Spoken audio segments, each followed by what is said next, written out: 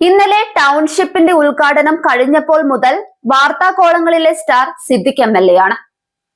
എത്ര ശത്രുക്കളാണെങ്കിലും ഒരു പൊതുവേദിയിൽ വെച്ച് അതും പരസ്യമായി MLA കൂവി വിളിച്ച് പരിഹസിച്ചത് ശരിയായ കാര്യമല്ല.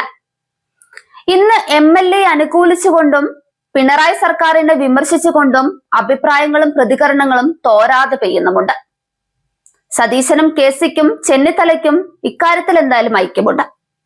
മൂവരും പറഞ്ഞത് മുഖ്യമന്ത്രി MLA സംസാരിക്കുമ്പോൾ കൂവാൻ വേണ്ടി ആളുകളെ സെറ്റാക്കിയെന്നാണ്. അതുകൊണ്ട് അദ്ദേഹം MLAയോട് മാപ്പ് പറയണമത്രേ.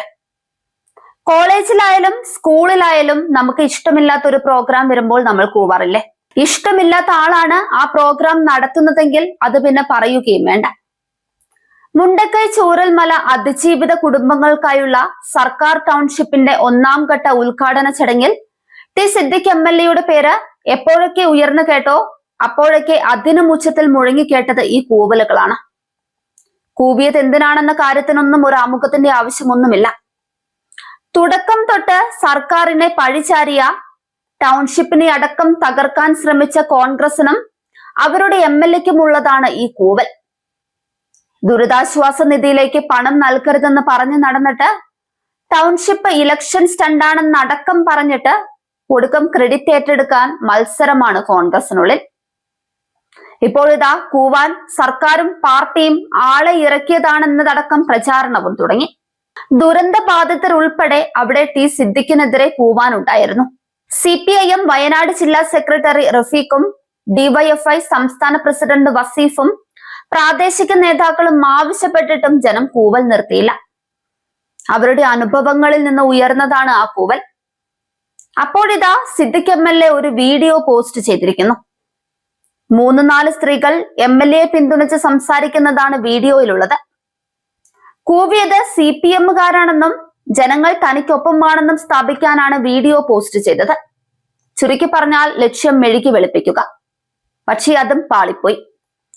ടൗൺഷിപ്പിൽ വീട് ലഭിച്ച ദുരന്ത ബാധിതരാണ് അവരെന്ന തരത്തിലാണ് സിദ്ദിഖിന്റെ വീഡിയോ വ്യാപകമായി പ്രചരിക്കുന്നത്. എന്നാൽ ഇവർ ടൗൺഷിപ്പിൽ വീട് ലഭിച്ചവരല്ല എന്നതാണ് യാഥാർത്ഥ്യം. കോൺഗ്രസ് വീട് വെച്ച് നൽകുന്ന സ്ഥലത്ത് വെച്ച് മാധ്യമങ്ങളോട് ഇതേ കൂട്ടർ സംസാരിച്ചിട്ടുണ്ട്.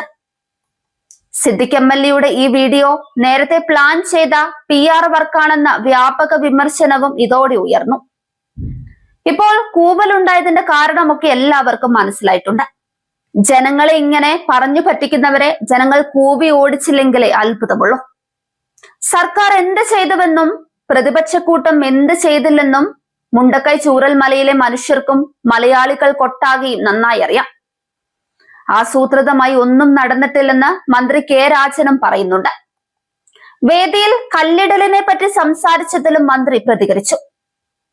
കല്ലിട്ടതിനെ കുറിച്ച് പറഞ്ഞത് സിദ്ദിഖിനെ പരാമർശിച്ചല്ല. മുഖ്യമന്ത്രി തറക്കല്ലിട്ടപ്പോൾ ചിലർ ട്രോളുകൾ ഉണ്ടാക്കി. തറക്കല്ലിട്ട് പോകുന്നവരല്ല എന്ന് സർക്കാർ തെളിയിച്ചെന്ന് അവർക്ക് കൊടുത്ത മറുപടിയായിരുന്നു അത്.